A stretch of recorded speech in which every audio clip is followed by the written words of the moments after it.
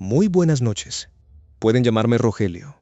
Soy de Sinaloa y durante más de 15 años manejé tráiler transportando verduras y productos refrigerados hacia la frontera. Esto que voy a contar ocurrió sobre la carretera Federal 15 en Sonora, durante un viaje que realicé a finales de agosto. Había salido desde Culiacán con un cargamento de tomate. Mi destino era un centro de distribución ubicado cerca de Nogales. Conocía muy bien la ruta porque la recorría varias veces al mes. Sabía dónde encontrar combustible, cuáles estaciones permanecían abiertas toda la noche y en qué tramos convenía no detenerse. El viaje comenzó sin problemas. Pasé por Hermosillo bastante tarde y continué hacia el norte. El clima estaba extraño. No llovía, pero había mucho viento. De vez en cuando una nube de polvo atravesaba la carretera y me obligaba a disminuir la velocidad. Cerca de las 2 de la madrugada empecé a distinguir unas luces amarillas varios kilómetros adelante. Pensé que pertenecían a vehículos de mantenimiento. No eran luces blancas como las de un automóvil normal. Se veían antiguas, amarillentas, como los faros que utilizaban algunos camiones muchas décadas atrás. Cuando me acerqué descubrí que eran 3 tráileres circulando en fila.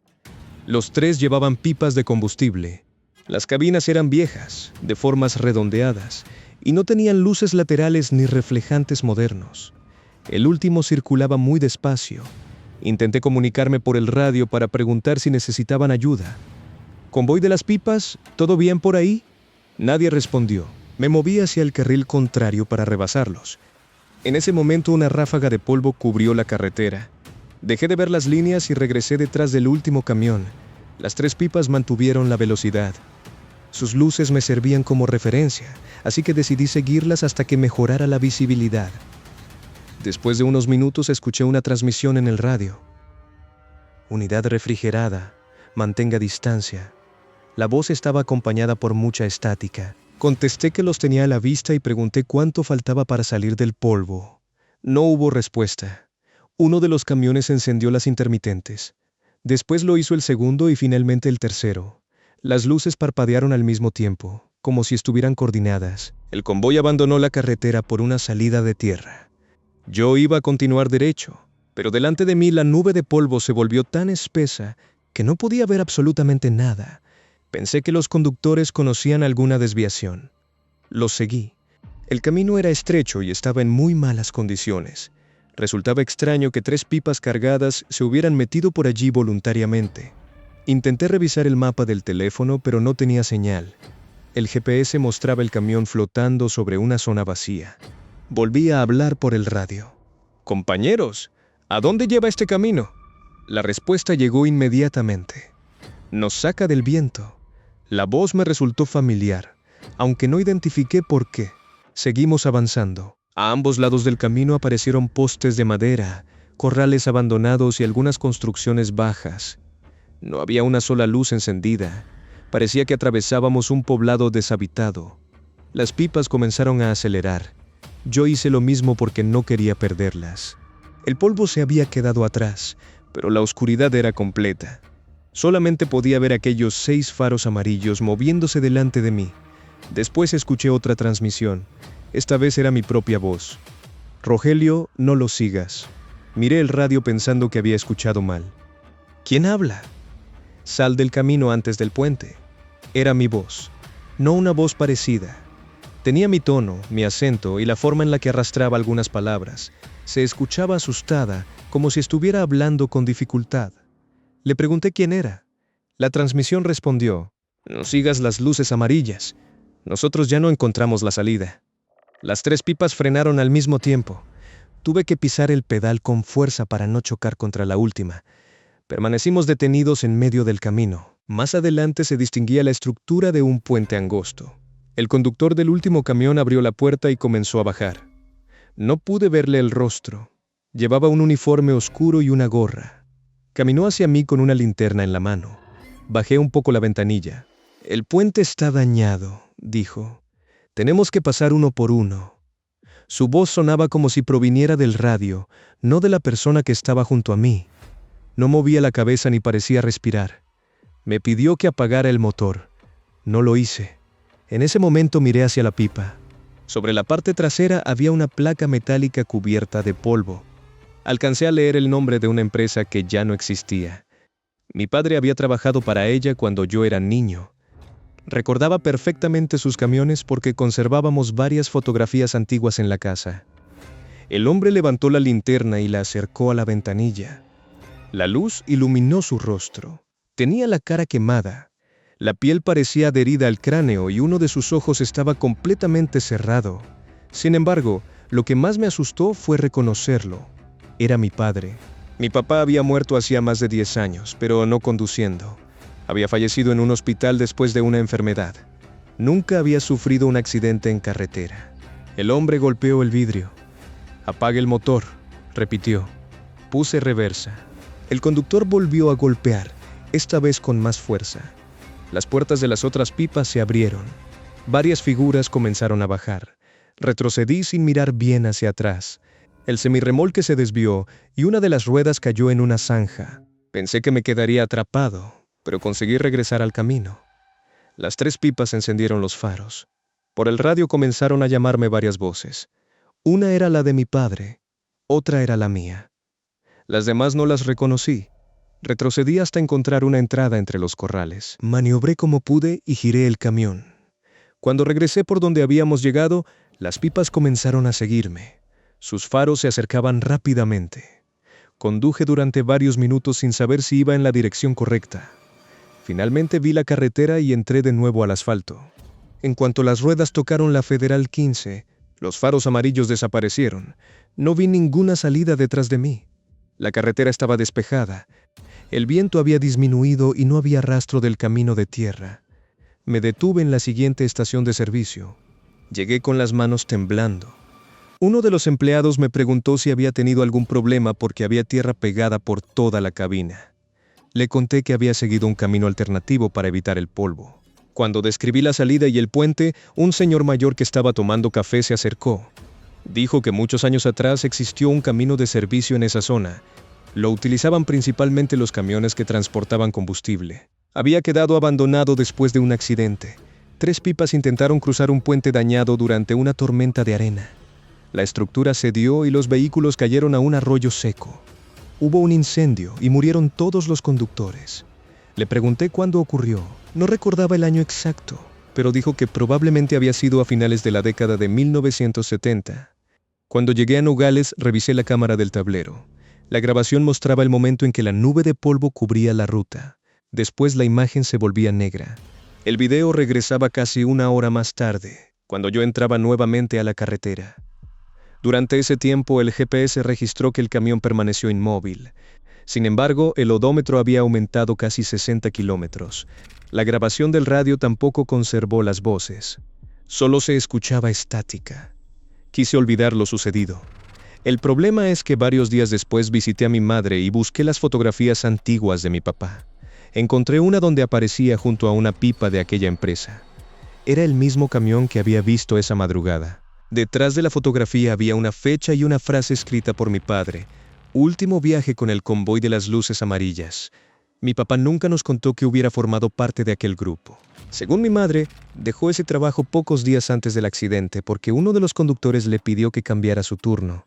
Desde entonces he vuelto a recorrer la carretera 15 muchas veces. Nunca volví a encontrar el camino. Pero en algunas noches de viento aparecen 3 pares de luces amarillas a lo lejos.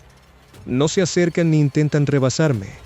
Permanecen detrás del camión durante varios kilómetros y cuando desaparecen, mi propia voz se escucha en el radio diciendo siempre lo mismo. Esta vez todavía no nos siguió. ¿Creen que aquel convoy intentaba llevarse a Rogelio o que su padre apareció para impedir que cruzara el puente?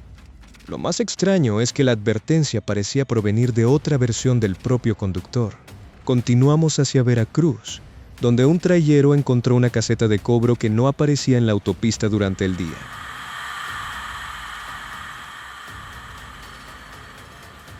Saludos a todos. Mi nombre es Emilio, y esto ocurrió en la autopista que conecta Puebla con Veracruz, durante una madrugada con muchísima niebla. Transportaba productos de limpieza hacia el puerto y conducía una unidad de caja seca. Había revisado el clima antes de salir, pero no esperaba encontrar tanta niebla. En algunos tramos apenas veía las luces traseras de los vehículos que iban delante. Conducía despacio, manteniéndome atento a las líneas del pavimento. Cerca de las 3 de la mañana comenzaron a desaparecer los demás automóviles. Primero dejé de ver el tráiler que venía delante. Después desaparecieron las luces del que circulaba detrás.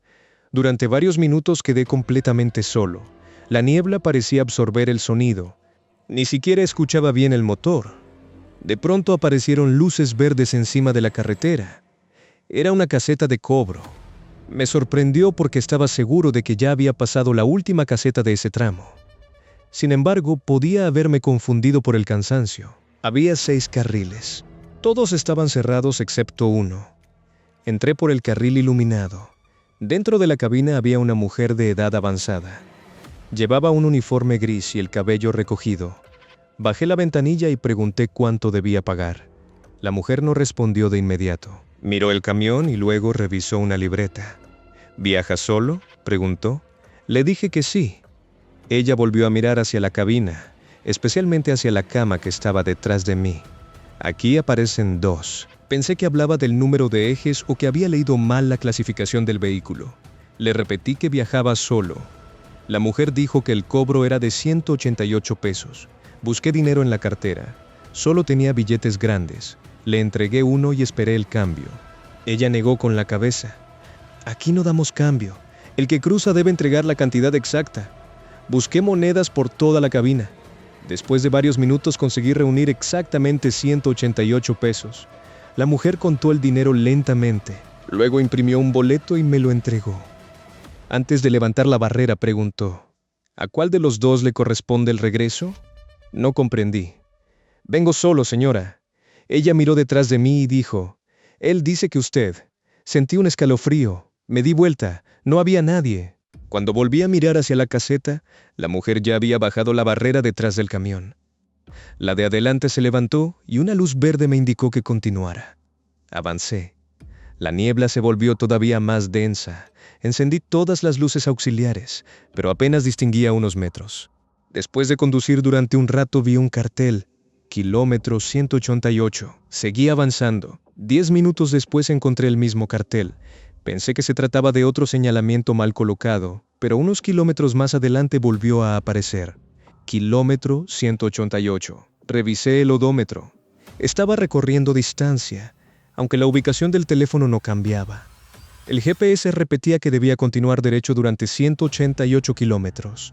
No importaba cuánto avanzara. La cifra seguía siendo la misma. Intenté comunicarme con otros trayeros. No recibí respuesta. Entonces escuché un ruido en la parte trasera de la cabina. Parecía alguien acomodándose sobre la cama. Miré por el espejo interior. La cortina estaba cerrada. Yo estaba seguro de haberla dejado abierta. Pregunté si había alguien. No hubo respuesta. La cortina comenzó a moverse. No quise detenerme. Seguí conduciendo mientras intentaba mirar de reojo. Poco a poco, una mano apareció sujetando la tela. Era una mano masculina, manchada de grasa. La cortina se abrió. Sobre la cama había un hombre acostado de espaldas. Llevaba una chamarra de mezclilla y botas de trabajo. No podía verle la cara. Grité y frené. El hombre rodó hacia el suelo con el movimiento del camión. Cuando miré nuevamente, había desaparecido. La cama estaba vacía, pero sobre la sábana quedó una mancha húmeda con la forma de un cuerpo. Bajé del tráiler con una linterna. La niebla cubría todo. Revisé la cabina, la caja y los alrededores. No encontré a nadie. El silencio era completo. Cuando regresé al asiento descubrí el boleto de la caseta sobre el volante. No recordaba haberlo colocado allí. Lo tomé y observé los datos. No mostraba el nombre de una autopista ni la categoría del vehículo. Solo aparecían 4 elementos. Entrada, kilómetro 188. Pasajeros, 2. Salida autorizada, 1. Pendiente, devolución. Debajo había una hora. 4:12. Miré el reloj. Eran las 4:08. Arranqué de nuevo. A las 4:12 apareció algo delante de mí. Era un tráiler detenido atravesando los carriles. Tenía las luces apagadas y la cabina completamente destrozada. Frené a pocos metros. La unidad se veía antigua, como si hubiera permanecido abandonada durante años. En la puerta tenía pintado el nombre de una empresa que ya no reconocía. Me acerqué con cuidado. Dentro de la cabina había una fotografía pegada al tablero. Mostraba a 2 jóvenes junto a ese mismo camión. Uno de ellos era el hombre de la chamarra que había aparecido sobre mi cama. El otro era mi padre. Mi papá también había sido trailero. Murió cuando yo era niño, pero mi familia siempre dijo que había fallecido en un accidente lejos de casa. Nunca me contaron los detalles. Mientras observaba la fotografía, escuché una voz detrás. «Ya vinieron por mí». El hombre de la chamarra estaba de pie junto a mi tráiler. Esta vez pude verle la cara. Parecía joven, aunque tenía una herida oscura alrededor del cuello. Le pregunté quién era. «El que se quedó esperando», respondió. Luego señaló hacia el vehículo accidentado. Dentro de la cabina destruida había alguien sentado al volante. Reconocí a mi padre.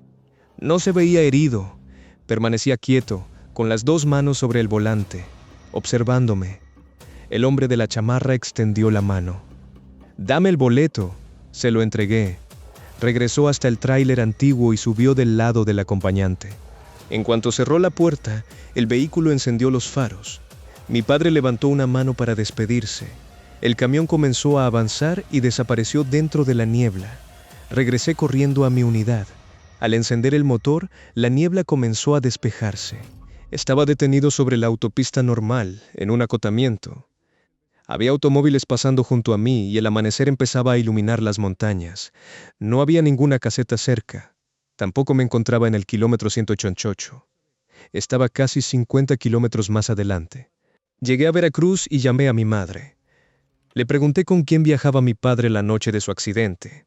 Permaneció callada durante mucho tiempo.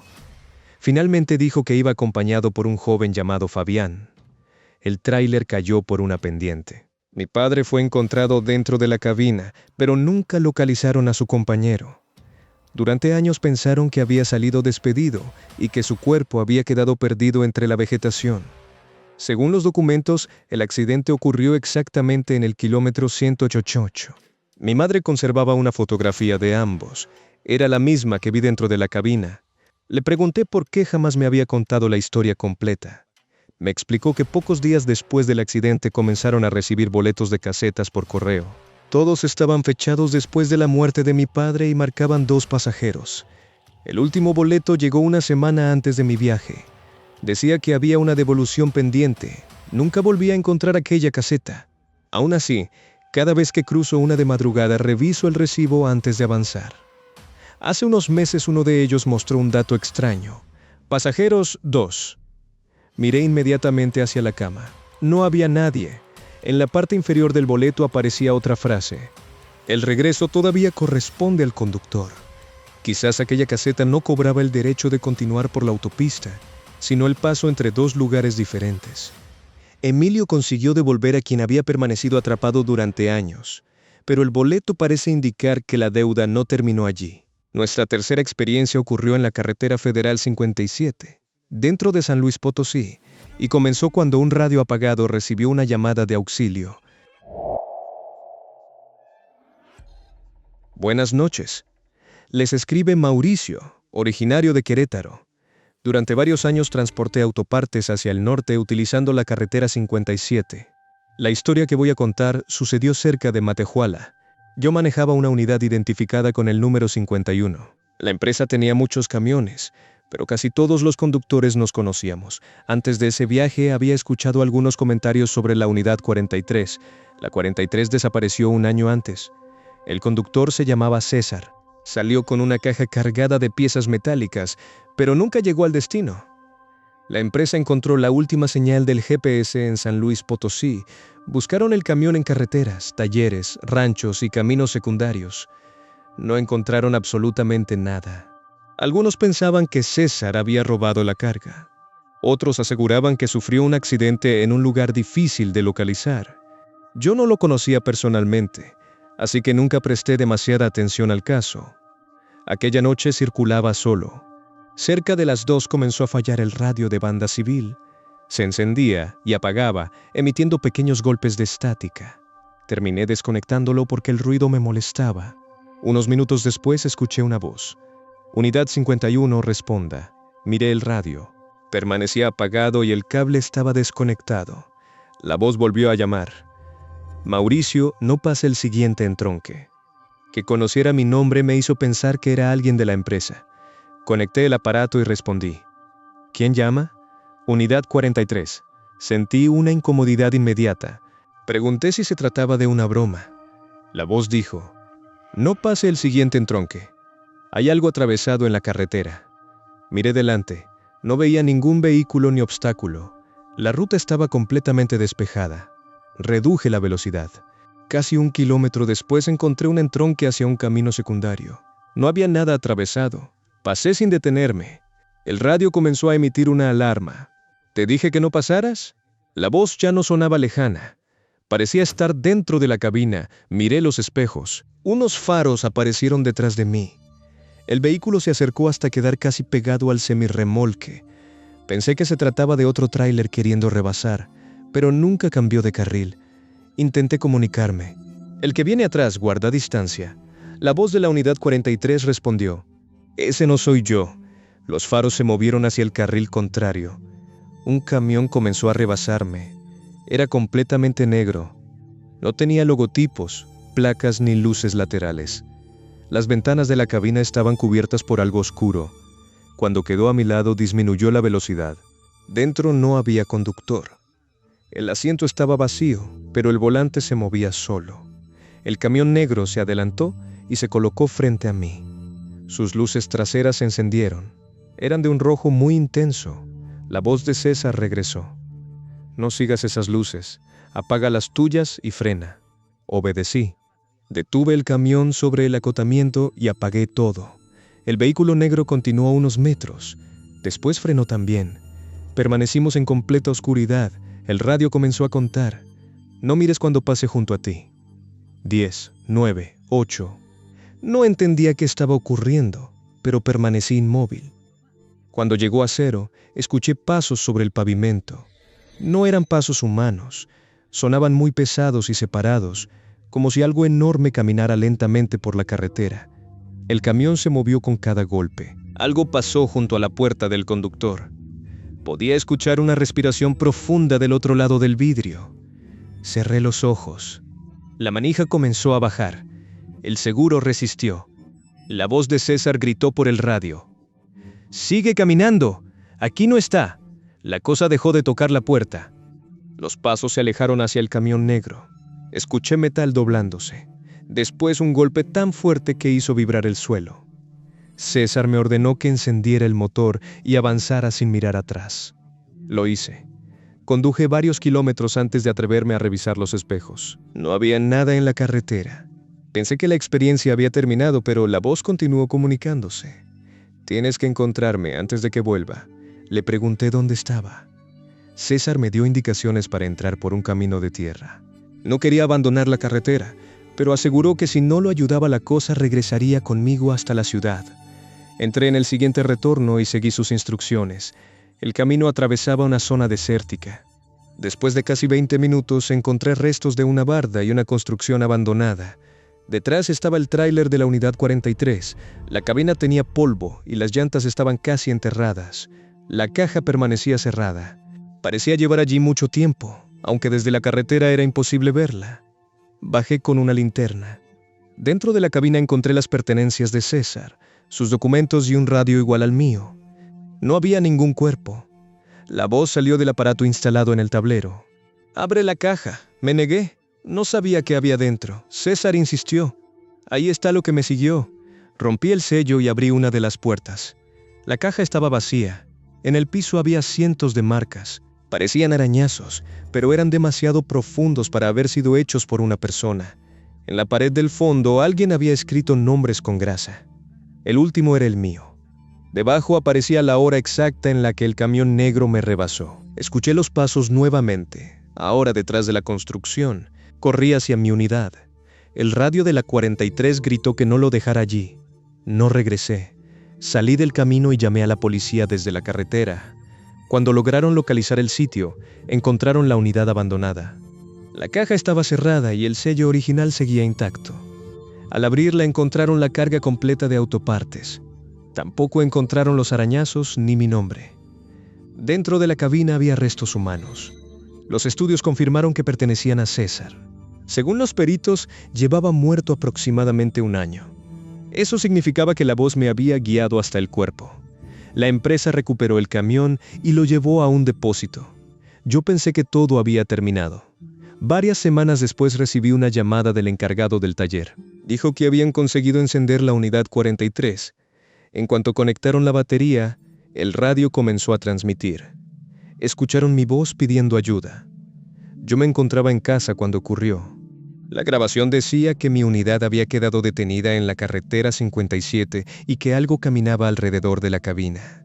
Después daba una fecha. Era 6 meses en el futuro. Ese día pedí vacaciones y no conduje. La empresa asignó mi camión a otro trayero. Durante la madrugada la unidad desapareció cerca de Matehuala. Nunca encontraron al conductor ni el vehículo. En el depósito, el radio de la 43 dejó de transmitir mi voz. Ahora transmite la de aquel compañero. Sigue pidiendo que alguien lo encuentre antes de que vuelva aquello que camina por la carretera. En esta experiencia, la voz del trayero desaparecido ayudó a Mauricio a encontrar la unidad, pero también anunció una desaparición que ocurrió a pesar de sus intentos por evitarla. La última historia nos lleva a Zacatecas, donde un conductor recibió instrucciones de descargar en una mina que llevaba cerrada más de medio siglo. Mi nombre es Tomás y trabajé transportando costales de cemento y materiales para construcción. Esto ocurrió en la carretera federal 45, durante un viaje hacia Zacatecas. La carga estaba destinada a una obra industrial. Llevaba el remolque completo, con los documentos sellados y una hora de entrega bastante estricta. La empresa me entregó una ruta y un número telefónico para comunicarme con el responsable del depósito. Había realizado viajes similares, así que no esperaba ninguna complicación. Al acercarme a Zacatecas recibí una llamada. Un hombre dijo ser el encargado de la obra. Me explicó que el depósito principal estaba cerrado por una falla eléctrica y que debía llevar la carga a una entrada secundaria. Me envió una ubicación. El punto aparecía cerca de una zona minera, varios kilómetros fuera de la carretera principal. Pregunté si podían recibirme a esa hora. El hombre aseguró que el turno nocturno me estaba esperando. Seguí las indicaciones. El camino se volvió cada vez más estrecho. Había cerros a ambos lados y casi ninguna vivienda. Finalmente llegué a una reja metálica. Sobre la entrada podía leerse: Mina Santa Elena. 2 hombres con cascos y lámparas salieron de una caseta. Llevaban ropa cubierta de polvo oscuro. Uno revisó los documentos y me pidió que ingresara. Dentro había varias construcciones, talleres y una gran abertura en la montaña. Todo parecía antiguo, pero estaba iluminado. Estacioné cerca de un almacén. Un grupo de trabajadores comenzó a descargar los costales. Ninguno hablaba. Se movían lentamente, formando una fila desde el remolque hasta la entrada de la mina. Me llamó la atención que no utilizaran maquinaria. Cargaban el cemento sobre los hombros, aunque cada costal pesaba bastante. El supervisor me pidió que esperara dentro de la oficina. El lugar tenía muebles viejos, archivadores oxidados y una máquina de escribir. En la pared había un reloj que marcaba las 12:43. Pasaron varios minutos, pero las agujas no avanzaban. Le pregunté al supervisor si el reloj estaba descompuesto.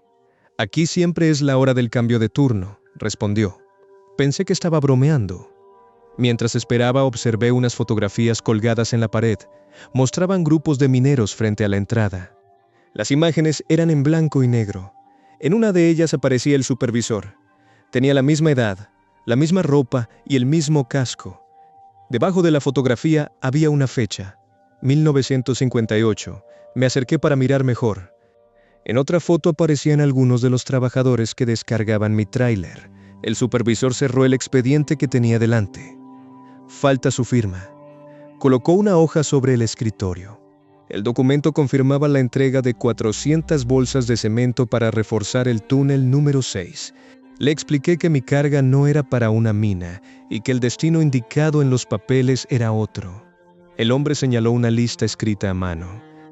«La carga siempre llega donde hace falta». No quise firmar. Salí de la oficina y regresé al camión. La descarga había terminado. El remolque estaba completamente vacío. Los trabajadores llevaban los últimos costales hacia la abertura de la montaña. Uno de ellos tropezó. El costal cayó y se rompió. No contenía cemento. Del interior salieron pequeños fragmentos blancos. Me acerqué con la linterna. Eran huesos. El trabajador recogió varios y los devolvió al costal. Después me miró. Tenía el rostro cubierto de polvo, pero podía distinguir una profunda abertura en su frente. El supervisor apareció detrás de mí. «Tenemos que cerrar el túnel antes del derrumbe». Pregunté qué había ocurrido allí. Lo mismo que sigue ocurriendo. Desde el interior de la mina comenzaron a escucharse golpes. Decenas de personas golpeaban las paredes o las piedras, pidiendo ayuda. Los trabajadores dejaron de moverse. Uno de ellos gritó desde dentro: «Ya viene el agua». Una sirena comenzó a sonar.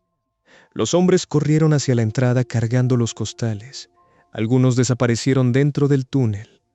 Otros intentaron cerrar unas puertas metálicas. El suelo tembló. El supervisor me agarró del brazo. «Firme la entrega y podrá salir antes del derrumbe». Intenté liberarme. Su mano estaba extremadamente fría y tenía una fuerza que no correspondía a su cuerpo delgado. Entramos nuevamente a la oficina. Los golpes dentro de la montaña aumentaban. Tomé el bolígrafo. Antes de firmar observé la parte inferior del documento. Había una lista de conductores que habían realizado entregas anteriores. Junto a cada nombre aparecía una fecha. Reconocí a uno. Era un trailero de nuestra empresa que había desaparecido varios años atrás. Al final de la lista había un espacio vacío reservado para mi nombre. Comprendí que la firma no solamente confirmaba la descarga. Me convertía en parte del turno. Arrojé el bolígrafo y empujé al supervisor. Salí corriendo, subí a la cabina y encendí el motor. La reja de entrada estaba cerrada. Aceleré y la golpeé con la defensa. El metal se abrió y salí al camino. Detrás de mí la sirena continuaba sonando. Por los espejos vi a decenas de mineros corriendo detrás del tráiler. No corrían como personas normales. Sus cuerpos aparecían y desaparecían con cada destello de las lámparas. Cuando regresé a la carretera principal, todas las luces de la mina se apagaron. Conduje hasta encontrar una estación de servicio. Llamé a la empresa y expliqué que me habían enviado a una ubicación incorrecta. El encargado me aseguró que nadie había cambiado el destino. También dijo que llevaba varias horas intentando comunicarse conmigo. Revisé el teléfono. La llamada del supuesto supervisor no aparecía en el registro. Tampoco conservaba el mensaje con la ubicación. Cuando abrimos el remolque encontramos toda la carga en su sitio. Los 400 costales seguían allí intactos. Sin embargo, entre ellos había una lámpara minera cubierta de polvo y una hoja doblada. Era el documento de entrega. No tenía mi firma. En su lugar aparecía una huella de mano negra. Al día siguiente preguntamos por la mina Santa Elena. Un historiador local explicó que había cerrado después de un desastre ocurrido en 1958. Un túnel se inundó y luego se derrumbó. Decenas de trabajadores quedaron atrapados. Durante varios días intentaron introducir materiales para reforzar la estructura, pero nunca lograron llegar hasta ellos. Los cuerpos permanecieron dentro. La hora aproximada del derrumbe fue las 12:43 de la madrugada. La entrada había sido sellada y las construcciones demolidas. No debía existir ninguna oficina, reja ni camino en condiciones para recibir un tráiler. Renuncié al poco tiempo. Durante meses no volví a conducir de noche. Pensé que había conseguido escapar porque no firmé. Un año después, la empresa me llamó para informarme que habían encontrado una anomalía en uno de sus archivos. Al revisar entregas antiguas, apareció un documento fechado en 1958. Confirmaba que 400 bolsas de cemento habían sido recibidas en la mina Santa Elena. El conductor registrado era yo. El documento incluía mi número de licencia actual y la matrícula del camión que manejaba aquella noche. En la parte inferior aparecía mi firma. No se parecía a la forma en que firmo normalmente, pero debajo había una nota escrita con mi letra. La descarga quedó incompleta. El conductor regresará para el siguiente turno. No he vuelto a pasar de noche por ese camino. Aún así, cada año, en el aniversario del derrumbe, aparece polvo negro dentro de mi casa. Comienza junto a la puerta y forma huellas que avanzan hasta mi habitación. La última vez encontré también un casco minero sobre la cama. En la parte frontal tenía pintado mi nombre, y dentro había un reloj detenido exactamente a las 12:43. 4 carreteras, 4 formas diferentes de encontrarse con aquello que no debería seguir circulando entre los vivos. Un convoy que continúa recorriendo un camino desaparecido, una caseta que registra pasajeros invisibles, un radio capaz de transmitir desde unidades perdidas y una mina donde el turno nocturno parece no haber terminado desde 1958. Ahora les pregunto a ustedes, ¿cuál de estas experiencias les resultó más inquietante? ¿Seguirían conduciendo si una voz conocida les ordenara abandonar la carretera? ¿O pensarían que todo es producto del cansancio? Sea cual sea su respuesta, recuerden que muchos traileros aseguran lo mismo. La ruta puede parecer vacía, pero eso no significa necesariamente que uno esté viajando solo.